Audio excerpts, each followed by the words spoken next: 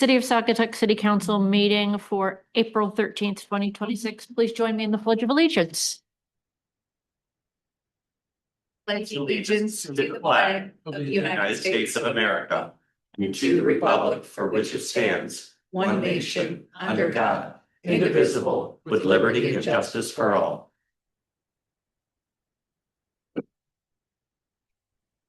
Thanks everyone for joining us this evening. Jamie, will you call the roll? Anderson, Here. Clark, Here. Dean, Here. Gardner, Here. Muncy, Here. Peterson, Stanton. Here. Will someone make a motion to excuse Councilmember Stanton or Peterson? I'll make a motion to excuse Councilperson Peterson. Second. All in favor say yes. Yes. Any opposed? Motion carries. Well, great. Well, it's nice to have everybody here. It was we missed, it was a slim crew on Wednesday. And I will say, I want to begin by saying I was remiss at the workshop for not properly acknowledging the staff and our city manager for the phenomenal work that they have done over the first 3 quarters. They went through progress against our priorities and they've done an outstanding job. So thank you. It was great work. And similarly, I think council has done a good job of staying focused on our agreed upon priorities, which is also very important. You know, staff can't do their jobs well if we keep shifting their goals. So, which I guess brings me to an apology, and that is my regret for adding Oval Beach parking passes to tonight's agenda. Not because it's not a worthy topic, it is, but it wasn't a priority for this fiscal year, and adding it tonight really required both Ryan and Nikki and potentially others to scramble to pull the data to get together. And we really, I mean, I have been advocating against that and I blew it. So I apologize for that, and we'll hope to have better discipline. And then that gets us to how do we add or subtract things? Many of us have raised ideas for future workshops or topics. And so I think the best way to do that is just remind all of us that any council member can always make a motion to add or delete something to an agenda. And if they get a second for that, we'll vote on it. So that can be to add something to a future agenda or, you know, to a workshop agenda. So it kind of takes the confusion, because we do get a number of suggestions that, you know, we want to do this or we want to do that. And it's always hard to know what the consensus of council is. And so we do have a process for that. And it's like, well, maybe we should just follow the process. So at this point, I am not aware of anything, now that we've added Oval Beach, that this council or a specific council member wants us to add to address. But if we do, you know, when we get to the agenda thing, we can, you know, suggest that. And similarly, we get questions from residents asking us to add things to the agenda. And if any council person wants to represent that desire, they can do that as well. And I think that's efficient. So. Clarifying question, Mayor. Yeah. Is it to add things to the agenda, is it a simple majority or is it, what is the? Yeah, it is a simple majority. Okay. So. I would actually cut in there really quickly. Under the rules of procedure, if it is something that is not part of the regular meeting agenda, it requires unanimous consent of all members present. Great. And for a future agenda, somebody could make a motion to request it be added. Jake, is that? Yeah, I think the unanimous one just applies to at the meeting. Great. Yeah. Good clarification. Thank you.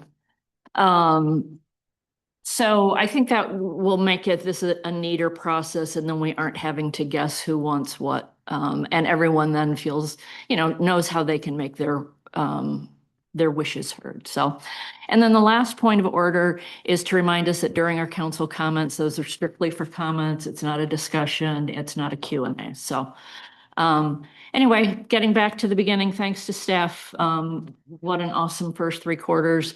And thank you. So I will turn it over to you, Ryan.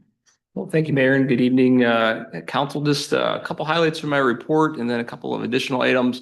I trust Councilmember Muncy will cover this at length at your next meeting when we cover board and committee reports. But just wanted to point out kind of a two-page report that I included and attached to my report from the Parking Improvements Task Force that kind of helps frame the discussion and kind of some initial data and analysis that's been provided by Walker Consultants, who's helping us with that parking study. So even information such as how much would a parking structure actually cost us is kind of on that one pager. So or two pager. So I encourage everyone to at least take a look at that. You're going to start to see us share some of that information throughout the community at the request of the task force as we continue with these conversations and analysis, and as Walker's and the task force are formulating their recommendations.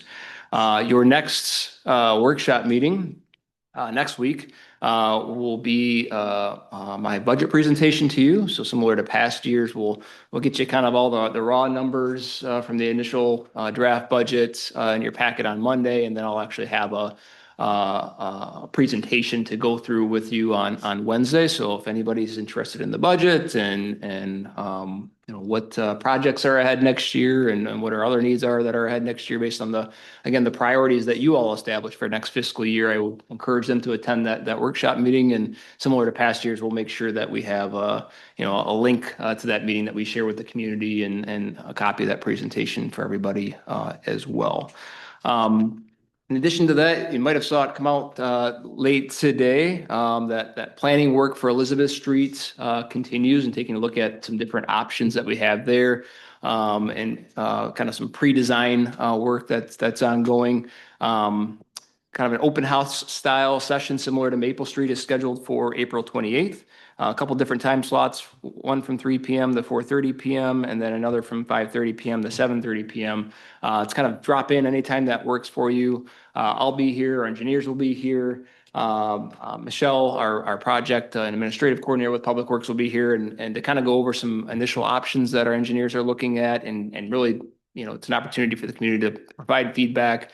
What they like that they're seeing, things that they're concerned about, questions they have. We'll have a full team here ready to answer those questions. So I don't know if the mayor wants any questions at this point. We get to the questions when we get to the board and staff reports.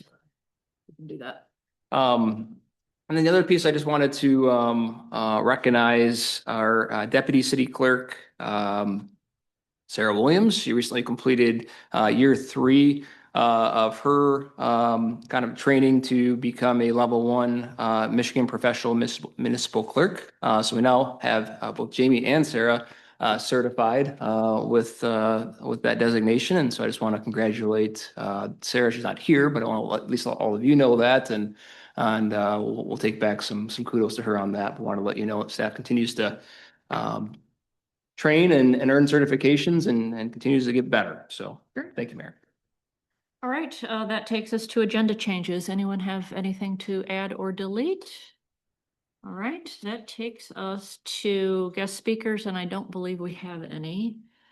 So public comment, anyone in the room or online can make a public comment on anything that's on our agenda. You have up to 3 minutes.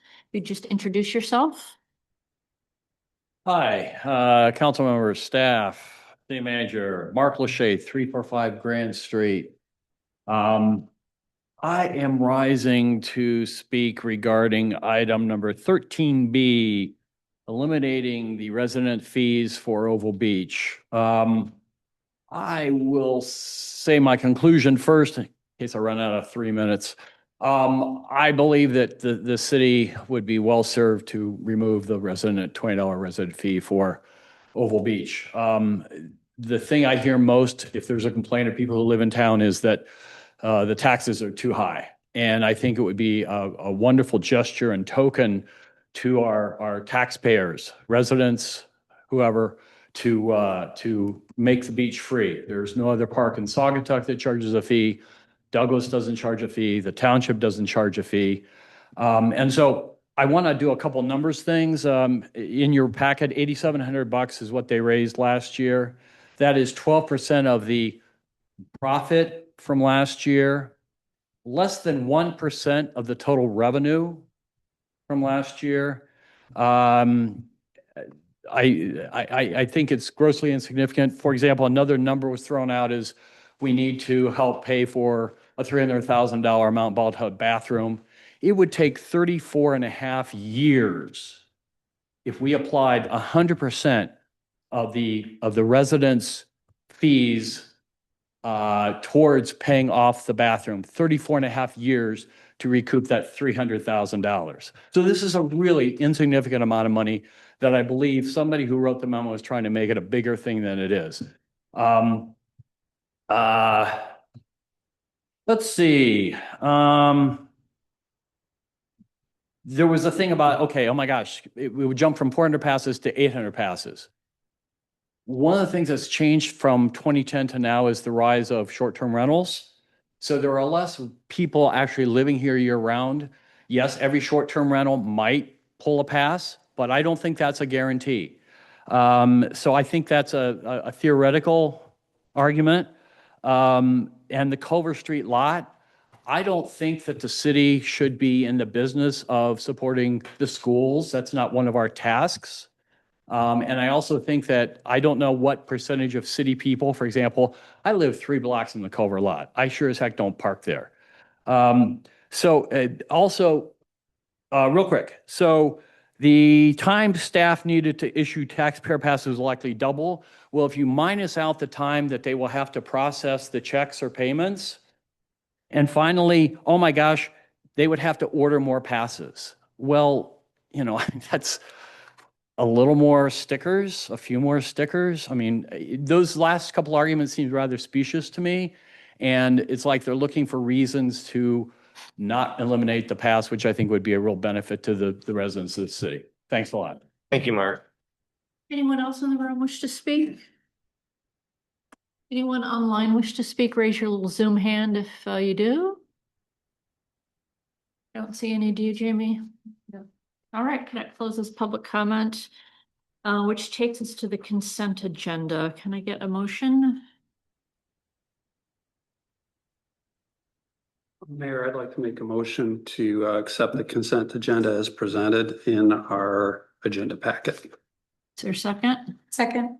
Any discussion or questions? Just a comment, Mayor. Item, where is it? Item I. I'm a current slip holder, leaseholder Okay. at Wicks Park. I don't know if I should be recused from this vote or not. I do not have any plans to participate in the lottery next year when this apparently will take effect. So This is a policy change, so I guess I'll let Jake or Ryan or Jake weigh in on whether Councilmember Dean should recuse himself from the vote. I think it's an issue of general applicability, and it's something that's going to apply next year, not this year. It's not going to be retroactive. And when it does apply, it's going to apply to everyone. So I have no concerns with Councilmember Dean participating. it's also worth mentioning, I didn't participate in the workshop last week where this was discussed, so I didn't participate in the deliberative process. Well, up to you if, No, I mean, I would like to vote on the entire consent agenda, so I don't know how you carve that out, you know. Like I said, I have a new slip, so Okay. I'm not going to need to participate in it point forward, okay, so, I think you're clear to, okay. all right. Any other questions or comments? Okay, it's a roll call vote. Anderson. Yes. Clark. Yes. Dean. Yes. Gardner. Yes. Muncy. Yes. Stanton. Yes. Motion carries. Appreciate you flagging that, Scott. Moving on to approval of accounts payable. Can I get a motion for that? Madam Mayor, I will make a motion to approve the accounts payable in the amount of $116,126.69. I'll second. Any questions? All right, so roll call vote. Anderson. Yes. Clark. Yes. Dean. Yes. Gardner. Yes. Muncy. Yes. Stanton. Yes. Motion carries. No public hearings or unfinished business, which takes us to new business. 13A, the license agreement for Oval Beach concession stand. Page 127 of our packet. Hi, Scott. Hi, everybody. Yeah, so we've talked about this at length at this point. We issued that RFP and received a couple of proposals, one of which was particularly appealing to us, which was from Grow Estates LLC, DBA Saga Taco. Alec and Lindsay we've gone through a number of conversations, both with the council as well as back at the Public Works Garage, ironing out some of those details. Our legal counsel, Jake Whitty, and along with Manager Cummins, were able to put the pedal to the metal and get the agreement before you tonight. So I'm happy to hit the highlights of the agreement if you would like, but we did do that at the workshop last week too. So, but if there's any questions or concerns, I'm happy to entertain them. Great, and I see that Alec is online as well. If there are questions we need to direct to him. Any questions? Do we do a motion and then we can ask questions? Madam Mayor, I'd like to make a motion to approve the agreement for Grow Estate LLC doing business as Saga Taco to operate the Oval Beach concession from the city of Saugatuck for the 2026 season. Second. Questions, comments? Yeah, Madam Mayor, good evening. I just want to say, I want to thank Alec and Lindsay for taking this opportunity. I think it's going to be fantastic for the beach. And I just really have appreciated their willingness to consider ideas and about ways in which they can make this successful, because it's a very interesting operation out there. So I personally talked with Alec and Lindsay and said, if there's anything that the city can do to make this successful, please let the manager know. This is important for us and looking forward to some success. Great. Kudos. Anything else? All right, it's a roll call vote. Anderson. Yes. Clark. Yes. Dean. Yes. Gardner. Yes. Muncy. Yes. Stanton. Yes. Motion carries. Thank you. Congratulations, Alec. And Lindsay. 13B is review of Oval Beach reduced rate season parking permit policy. Ryan? Yeah, thank you, Mayor. At your workshop meeting, there was some interest in discussing whether to continue charging taxpayers for seasonal passes. And so kind of pulled together a memo that with somewhat short notice that at least is still thorough despite some of the negative comments towards my memo tonight, and at least being thorough and letting you have a full picture of the things to consider this evening, including impacts on staff and additional time that could potentially be involved here in issuing passes. First started, with looking at some of the history here, right? And so this came about back in 2020. I included that report from the time that kind of showed the thought process that went into why this decision was arrived at that time. I think it was a very thorough analysis, certainly was well thought out, and to the point where the city council at the time unanimously implemented this policy where essentially residents went from free passes to paying 50% of the cost of a full season pass. So at the time, the passes were $40, and so the cost was going to be $20 for real property taxpayers. An item of note around that time is that we had a little over 1,100 tax parcels at that time, and 776 free parking passes were being issued at that time. So we implement the paid pass system, and essentially the number of passes that are being issued drops to about half. So we've averaged around 400 for the last 15 years.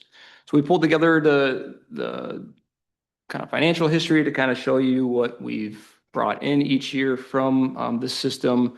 Averages around a little over $8,000 a year, depending on the year. The cumulative impact of that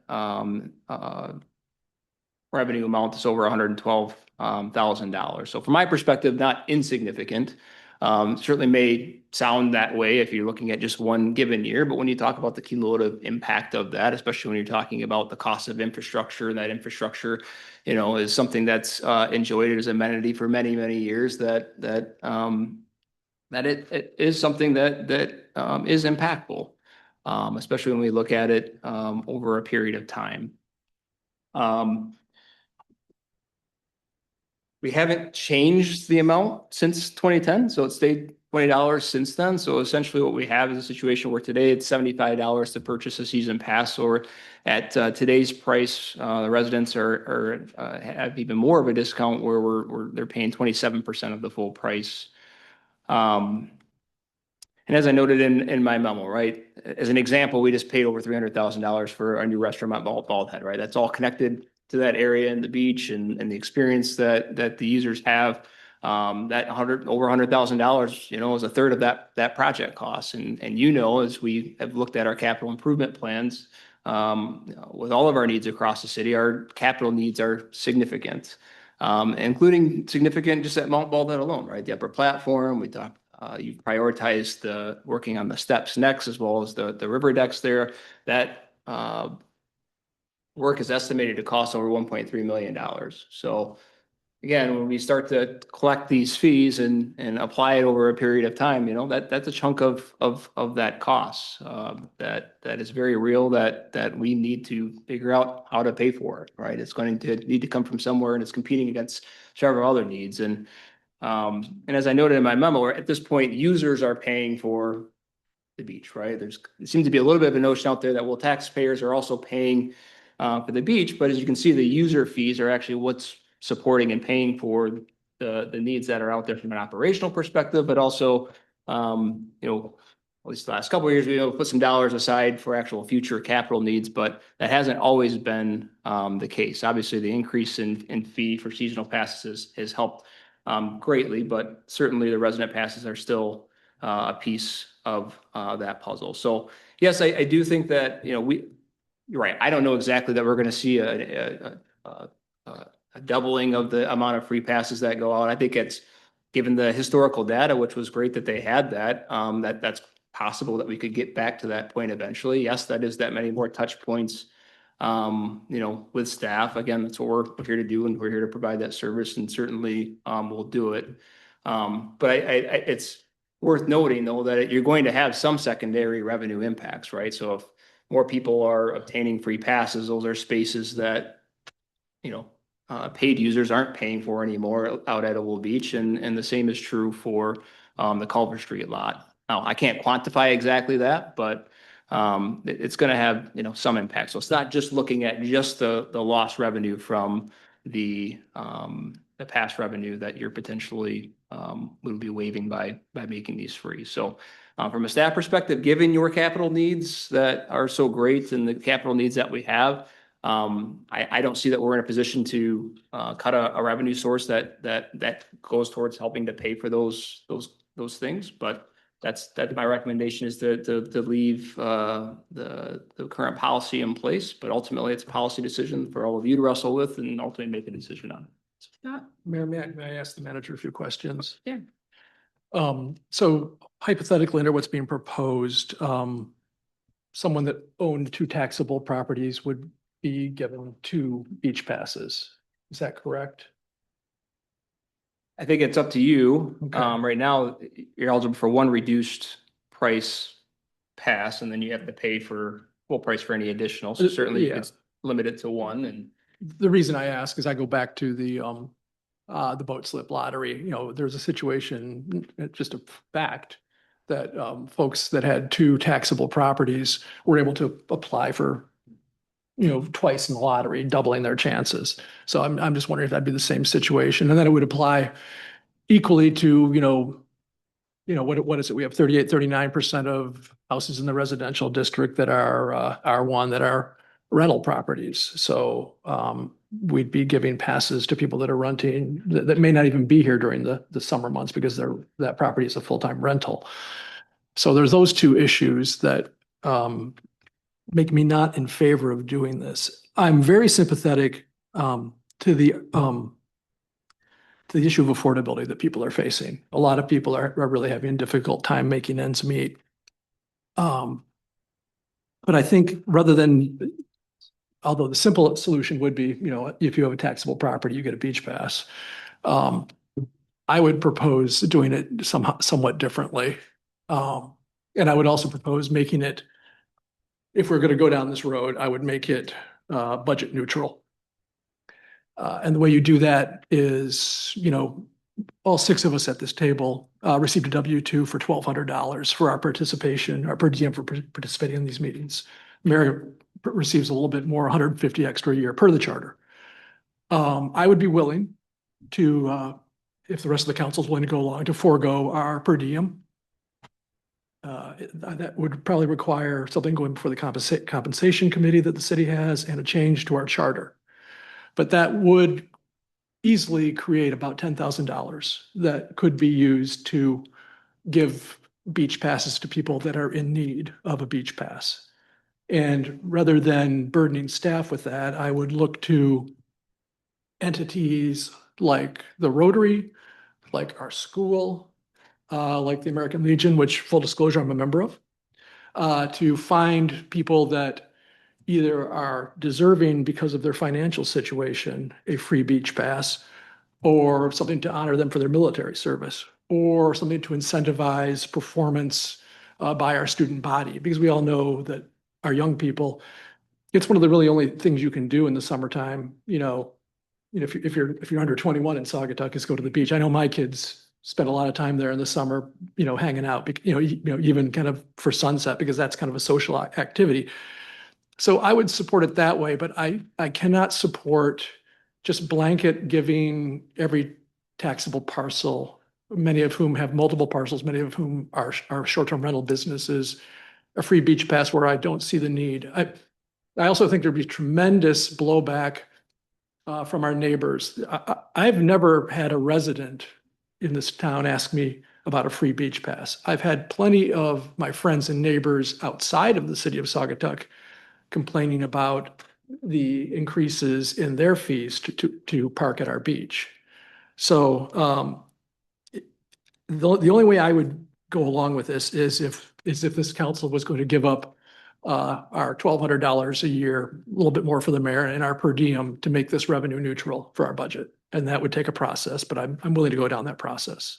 That's what I would support. I will not support just a blanket, everybody with a taxable parcel gets a beach pass. I mean, there was some wisdom in doing this in 2010 by the council. I was not part of it, but there was wisdom then. And I also find staff's analysis compelling. That's my feeling on the matter. Other comments? I'm just looking at, the fact that there's a $15 for a recreational passport to enter any of the state parks. It costs $25 to do county park passes.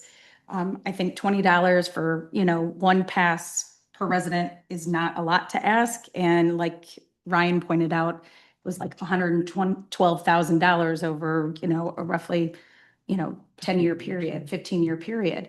It's a lot of money and it takes a lot to keep Oval Beach the way it is. And it's a parking pass. It's not a user fee. You can walk in, you can ride your bike in, not that I would ever ride a bike out there. It's a little scary on that road.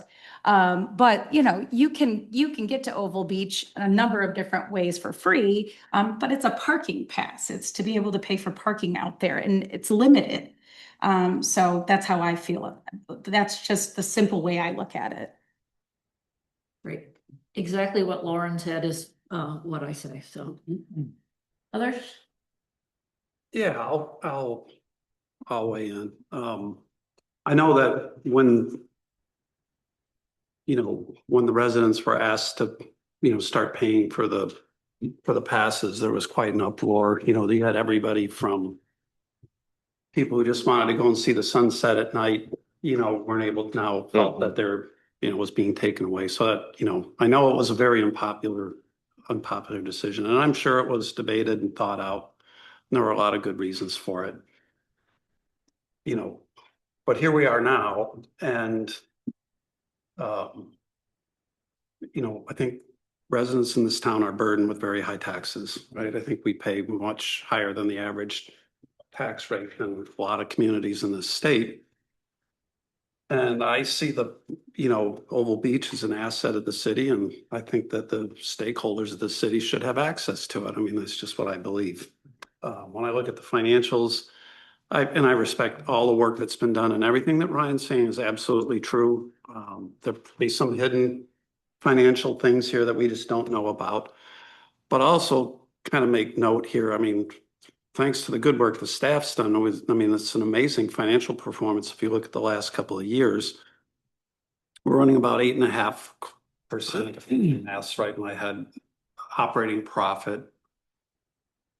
When you bundle in all the expenses for everything that's kind of put under that account, right? And that's with fully accounting for the expenses, or a majority of the expenses for the bathroom, for that capital project. That's an extraordinary hit, right? So I think if you factor that out, right, we'd see our profit numbers getting even greater. So there's probably, if we were just looking at that as a line item, we'd say that thing's doing pretty well. I will agree, however, so I believe the people that live here and call this home should get the benefit of being able to go out to the beach, their own beach, right? I do agree with Council Dean that, from a scope perspective, it doesn't make sense if somebody's running a business and has a full-time, short-term rental. I actually agree with you there, right? I mean, and I can have that discussion, right? But I think for somebody, for the people that live here, I think they pay enough in taxes. They should be able to go out and use their beach. In fact, and I don't even want to take it much further, but at some point in time, I mean, I would love to see some reserve parking for the residents, because you can hardly even get into the place now. So, but that's just another argument for a different time. But, right now, I think, if you live here, you should be able to use your beach. You should be able to drive out there. You should be able to park without having to pay more on top of the taxes. And, by the way, when you look at the taxes, right, we have costs for the fire district, everything going up. There's a lot of people coming into this town, right? If you're a resident, you can look and say, hey, I'm subsidizing a lot of other things that go on for us to maintain our tourism economy here. Give them a beach pass. I mean, come on, anyway, that's just how I look at it. Maybe simple, but I support at least the residents getting it. Okay, Jim, agree? I just want to agree with Joe. In our tax revenue, that it's gone up exponentially the last 5 years. And I understand the position from our staff. It's going to be a little bit more work.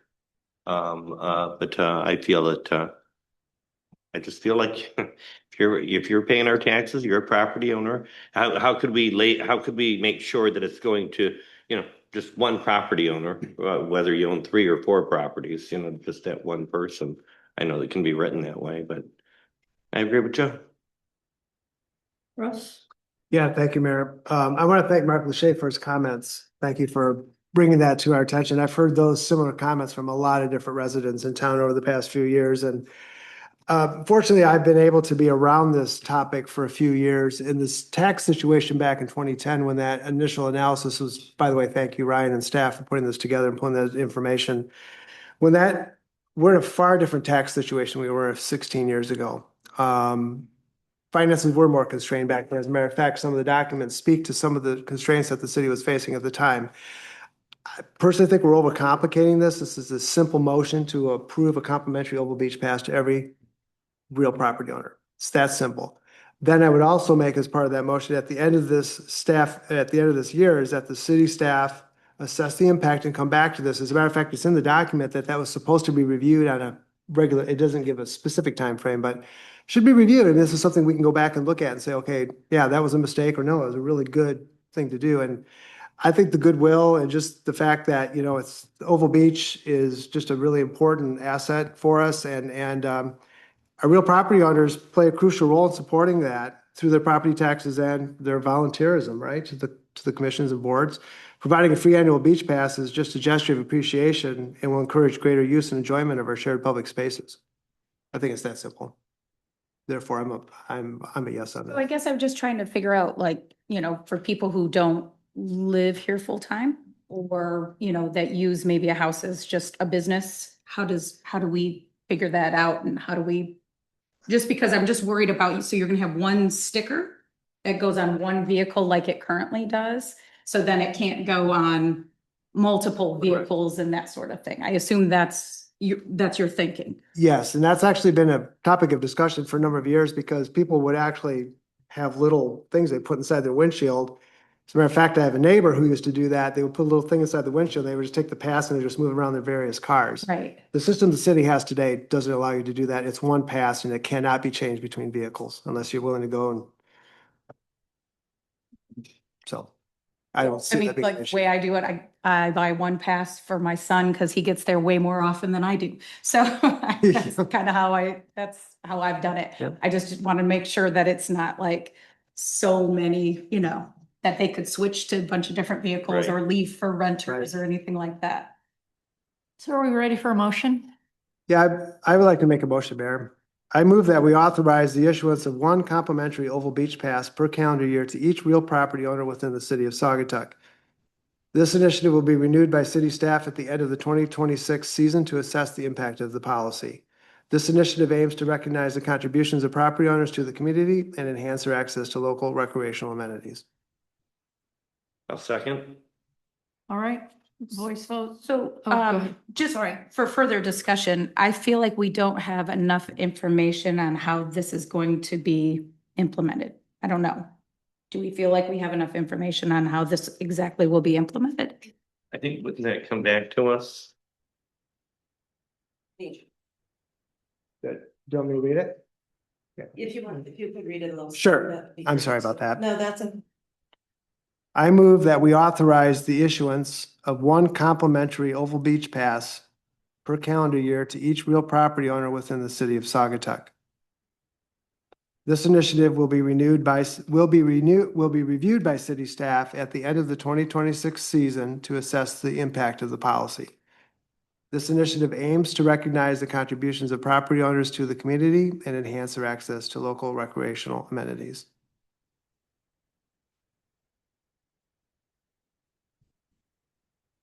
so One per property. one per property owner regardless of how many properties they own. So one. I think that's what that sounds like to me. One per parcel that they own.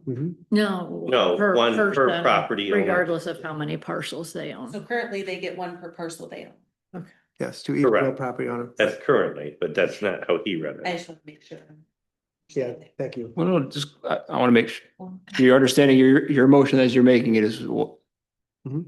is what? So if somebody owns 3 properties, they get Passes. 3 passes? So And that is how it is currently Oh. today, if they don't now. Because they can purchase today, they can purchase 3 passes for $20 each, correct? Correct. So we mark down that each parcel, is logged. Make sure that's kind of what you were staying with. Okay. Yeah. Thank you. Oh. Well, I thought of it the other way. Me too. I think that, I mean, can I? I'm willing to adjust the motion to meet that. I don't have an issue changing that.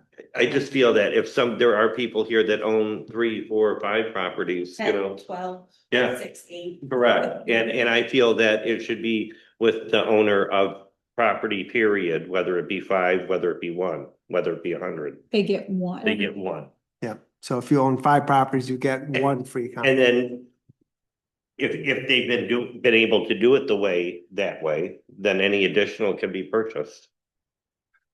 Scott? An additional question, are these passes transferable? Transferable meaning, Let's say you own a short-term rental and you decide you're not going to be using the pass, so you give it to a friend. It's a gift. As a They are gift. allowed It's to a buy it as a gift. It's a giftable. We do allow them to buy as gifts, so So you could, people do buy them and give them away. okay, But I don't know. so they buy them at the city rate and give them away to whomever. Themselves, but Don't you think? I don't know what they do when they leave here, Okay. and I don't necessarily have a way to track it. Right, no, of course, Oh, We sorry. just, fair enough. To Lauren's question, would people be open to push, I mean, we can certainly vote, but to push this off a year so that staff has time to implement it and we have a more thoughtful approach to how we do this versus doing it this year? I don't see a need to push it off. This is pretty simple, I think. Maybe just work on the one issue regarding the number of passes. If you have 3 properties, one complimentary. I'm willing to adjust the motion to complement or to accommodate that. I mean, I'm actually okay pushing a year if it means we get it right. I would love to get it in this year, but if it is, we are getting close to the season, so I guess I could swing either way, but I'm fine pushing it off and just. I'm right there. Until maybe the next workshop, or so, or the one following. I mean, right away, not pushing that For too much. staff to push it too far for this season as far as Right. discussion. The reason why it's on now is because they're ready to start selling passes. And we have Right. the election in early May, which is really busy for staff, so. And if I might explain myself, I kind of look at this as, again, to the scope, right? I see that we have people that reside here full-time, right? They have their exemption and whatever, their homestead exemption. We have people that are, summer owners or whatever, we have second homes, whatever. And then we have short-term rentals, which kind of operate as an overlay or as businesses. And then I think if you take the scope even further, right, I think Council Dean brought up a great point about maybe people in our community who might have a, financial hardship or whatever, and I certainly would be more than willing to throw my, whatever. I'd personally I'd really rather it be a mechanism that really does benefit people in need. We tried to do this by giving free passes to our first responders, and they respectfully declined.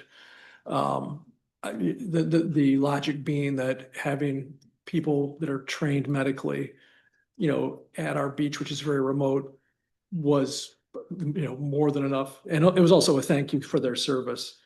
But they respectfully declined, and I understand why they declined. But I do think there are other entities that we could take this burden off of staff, by partnering with the school, partnering with the Rotary, partnering with entities like the American Legion, perhaps even the county agency that does things for people that are in need.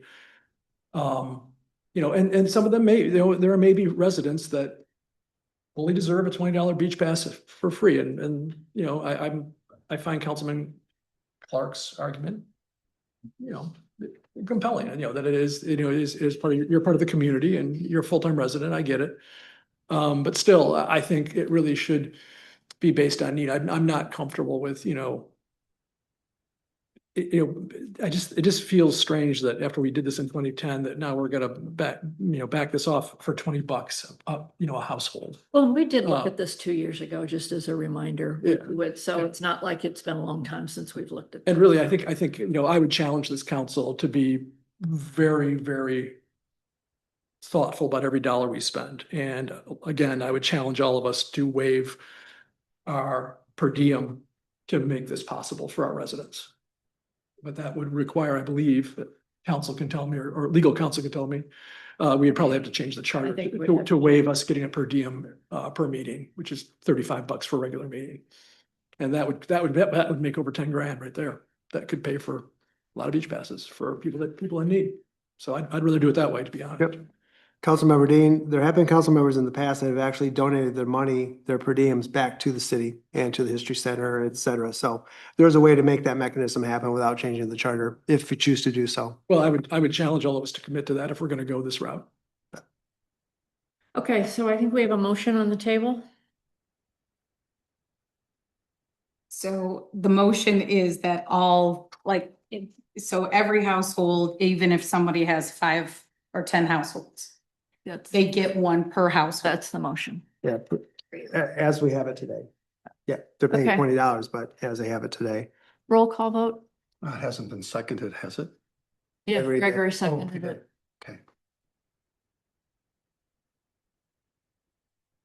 Anderson, No, Clark, No, I can't agree to having multiple properties, getting single owner of multiple properties, getting multiple free passes. Sorry. Dean, No. Gardner, Yes. Muncy, Yes. Stanley. No, for the same reason, Councilmember Clark's. motion fails. All right, The discussion. yeah. Thank you for bringing that up for us. That takes us to the request for temporary signage within the public right of way, page 182. Thanks for joining us, Grayson. So one of the event hosts for the American Legion Springtime Market is requesting 6 directional and promotional signs to be approved in the public right away for the day of their event, which is April 25th. The spring market's to run from 10 a.m. to 6 p.m. and the proposed signage includes 4 standard temporary ground signs and 2 sandwich board signs, which would be located at several intersections in town. And they did provide a map of that just to kind of indicate where they want to place those. And city council is authorized to waive the requirements listed under temporary sign regulations, provided they're subject to the following, which is that the sign does not create a traffic vision obstruction. It does not create a pedestrian traffic obstruction. The sign does not create a situation which could be detrimental to health, safety, or welfare. And the sign is compatible with the surroundings and is not uniquely out of character for the community. I'd say staff does not foresee any issues with the safety regulations, but that the council should discuss aesthetic compatibility with the surrounding area and be mindful that it should be discussed to the extent that the sign is temporary and is only proposed for one day. All right. Madam Mayor, motion to approve the request for 4 temporary ground signs and 2 sandwich board signs to be placed within the public right-of-way on April 25th, 2026, as presented in the submitted application based on a finding that the request meets the waiver criteria set forth in 150.30H. Second. Questions or discussions? Discussion? The voice vote, all in favor say yes. Yes. Yes. And opposed? Motion carries. Okay, thanks. Takes us to staff reports. Questions for the city manager? Yeah, Madam Mayor, thank you. 2 things. One is the Elizabeth Street planning, excited about those 2 events. Has an invitation been extended to the school leadership to make sure they're aware of that? I know they were on the list of stakeholders to touch base, but we'll make sure Okay. that they're invited. We'd have had I believe Mr. Herbert was there, but for sure our engineers met with the school individually as they kind of were preparing some things to get their feedback as well. I'm sure they'll have some opinions about the work, so. Sure. Also too, regarding the process to replace the superintendent of DPW, I'm just really pleased that you're planning to have panel interviews with staff. I think that's a really good way for us to have a collaborative hiring process, the way we do it in my work too, and it really does ensure that we get some good candidates as well as interviews. So I'm pleased that you're doing that. It's a good call. Thank you. Any other questions for Ryan? Any questions for the treasurer? Or their treasury report? City clerk? Planning and zoning? I will just say, Grayson, I really like the added detail and how you're doing the reports. They're really great reports. I have said that to others, so I'm not. Department of Public Works. Engineer. All right. That takes us to the second public comment period. People can speak about any topic they wish. You come to the podium and give us your name, and you have 3 minutes to speak.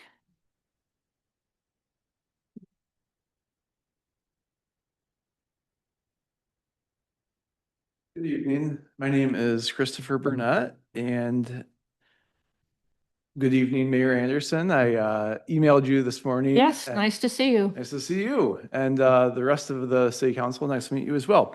I was recently appointed to the 57th District Court bench by our governor. I've been on the bench since August of 2025, and I'm just here to introduce myself.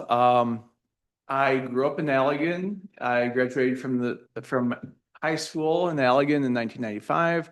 Went off to Michigan State, where I went to got my undergraduate degree and my law degree, and I came back and worked at my father's law firm that he established in 1975 after he returned from Vietnam.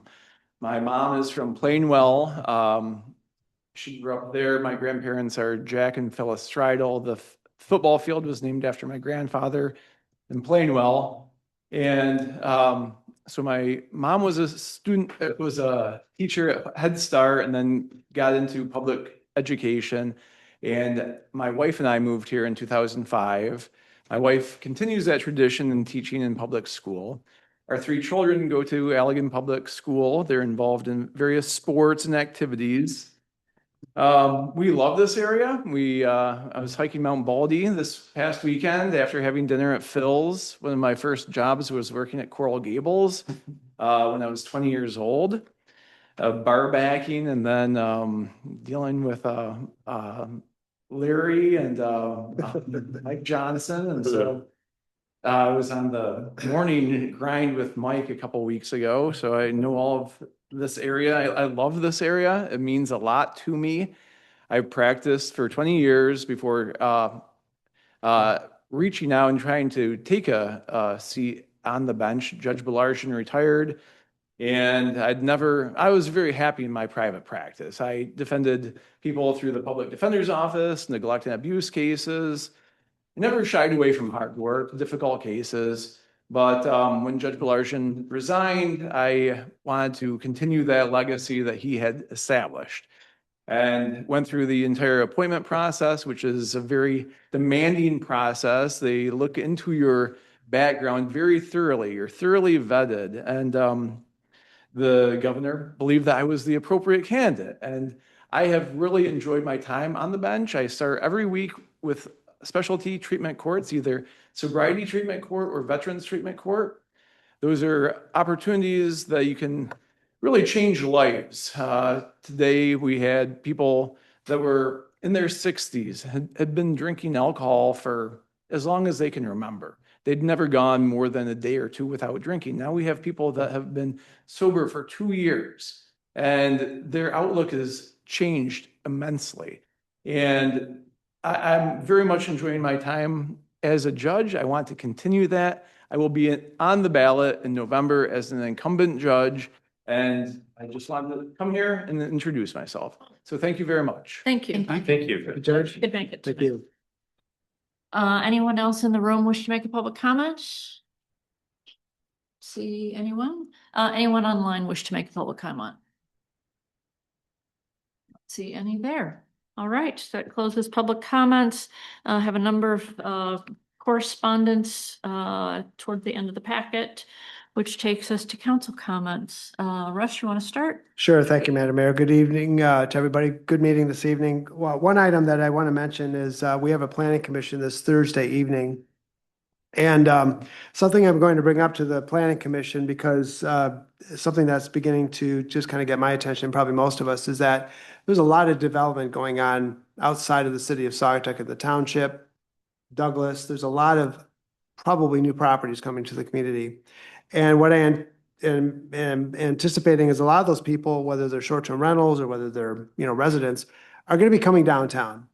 And I really would like to see the planning commission as well as the city begin to talk about multimodal transportation planning. In other words, as all this development takes place, we can expect more people to visit our town.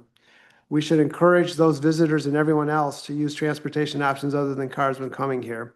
So I've talked about this in terms of some other different projects. I'm an active cyclist. I haven't been recently for the past couple of months because of my injury. However, I'd like to see us begin thinking about how the city of Saugatuck begins to plan for those increased visitors. And it's just going to be incumbent on us to make it comfortable to come here, as well as not bring more cars into town. So hopefully others will see that is happening around us, and we can anticipate increased business downtown because of that. So just put that out there for everybody to think about.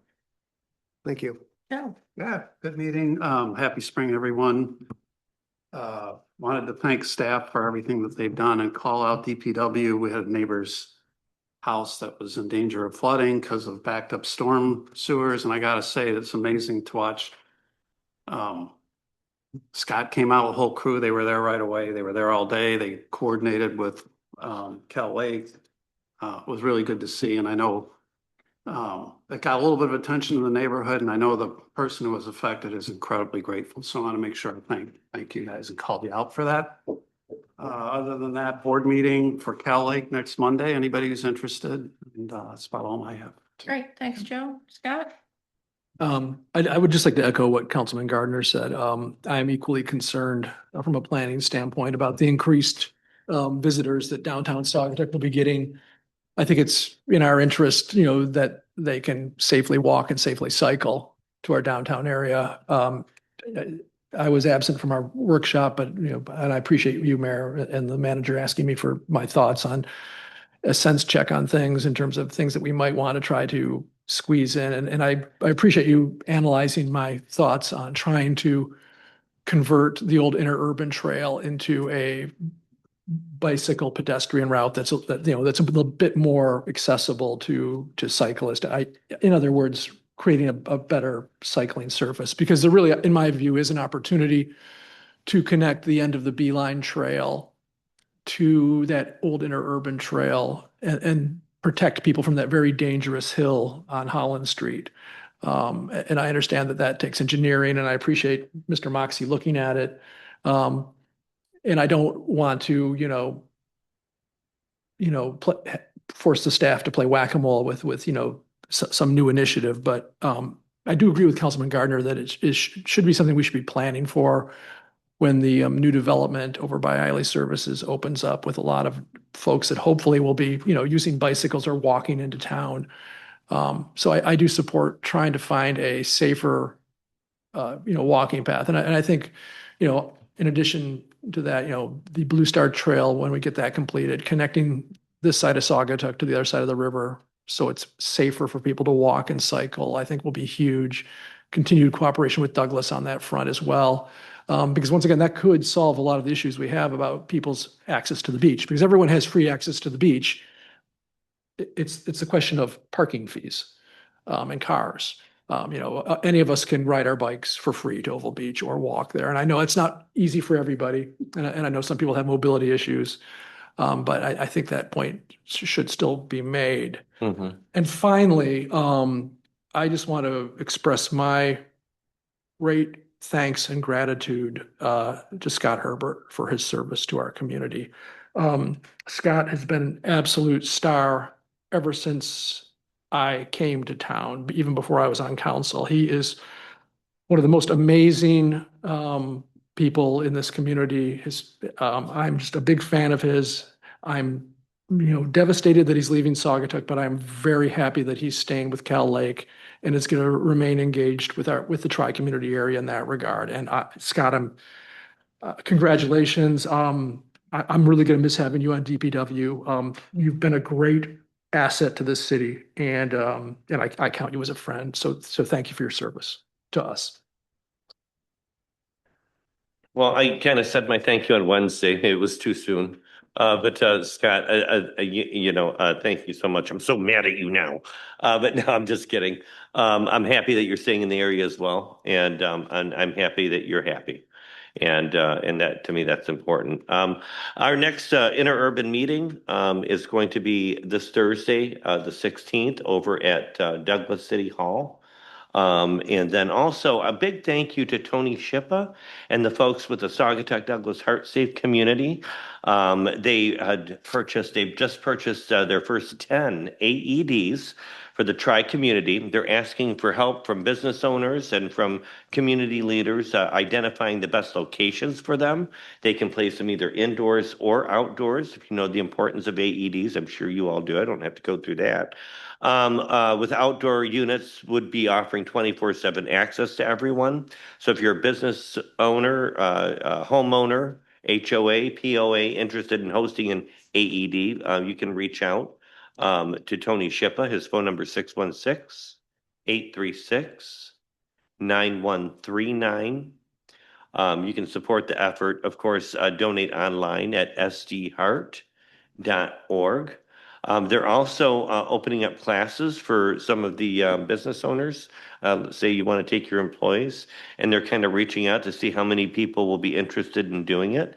You can call that same phone number if you have a group that would like to do it. They've got an upcoming class this April 20th from 6 p.m. to 7 p.m.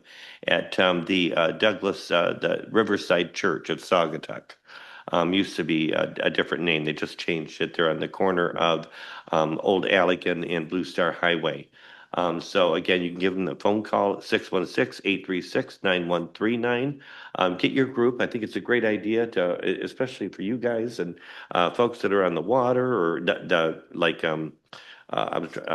adventure type things, or what's the word I'm looking for? Attractions, those kinds of employees, to go there and learn CPR and learn how to work an AED. You don't, in case you don't know, you don't have to be qualified or have a certificate to perform CPR on somebody if you know how to do it. And you won't get a lawsuit. You're covered by the state of Michigan to perform CPR on someone, even if you aren't certified. So you won't get sued if you try it and it doesn't work.